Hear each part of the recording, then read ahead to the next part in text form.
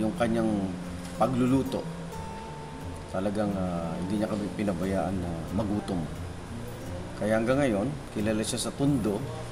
Pag binanggit Nanay Julie, ayan na yung kare-kare, lumpiang hubad, molo soup, at ang kanyang kalderetang kakaiba. So, ang memory ko sa kanya talaga nung bata ako talagang about pagkain.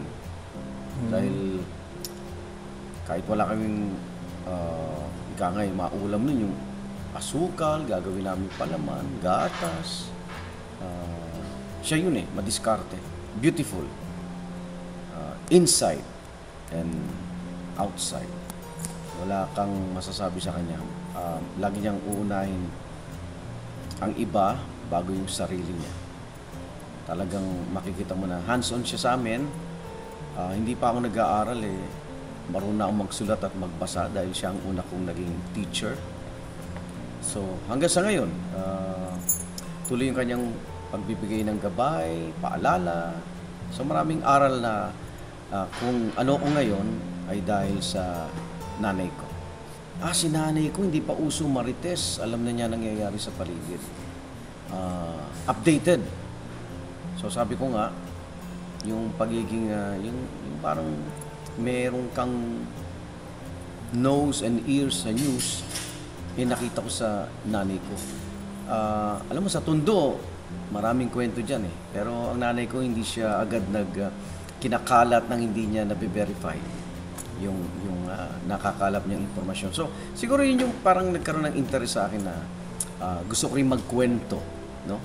Ng buhay ng iba, pero dito, sa forma ng balita. So, talagang malaki ang impluwensya sa akin ng nanay ko sa gathering ng information. Ayan, at yung lakas ng loob para maging maganda yung yung pagkikwento na maraming makinig. Yung si nanay. Dati, masama ang loob ko pag kunyari nasa gitna ako ng basketball. Pupuntahan niya ako para sunduin dahil alam niya na hindi pa tapos yung aking assignment. So, sa simula, para bang sinasabi ko, ano ba naman tong nanay ko? KJ, di ba? Ang saya ko with my mga barkada, kalaro. Tapos susunduin niya ako. So, nandun yung aalaskain ka as mama's boy. Nandun yung, ayan na, nanay mo, ganyan, ganyan. Pero sa ngayon, iniisip ko na inuunan niya lang talaga yung magiging kapakanan ko. At nagpapasalamat ako na naging ganun siya. Kung hindi, baka napabayaan ko na yung mga, di ba, yung sa edukasyon dahil hindi niya ako ginabayan. So, pag naalala ko yun na, lagi niya akong sinusundo, ganyan-ganyan. Pag nasa gitna nga ng laro, papasalamat ako dahil tinuruan niya akong maging responsable at nagkaroon din ng disiplina sa sarili na nagagamit ko ngayon.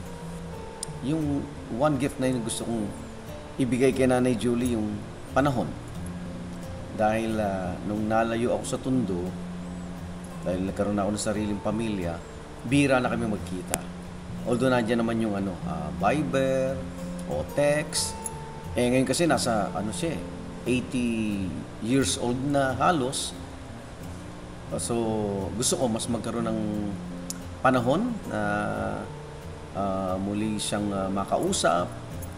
Kasi maraming kwento yun at sana magkaroon ng pagkakataon na ibigay ko yung oras para sa kanya.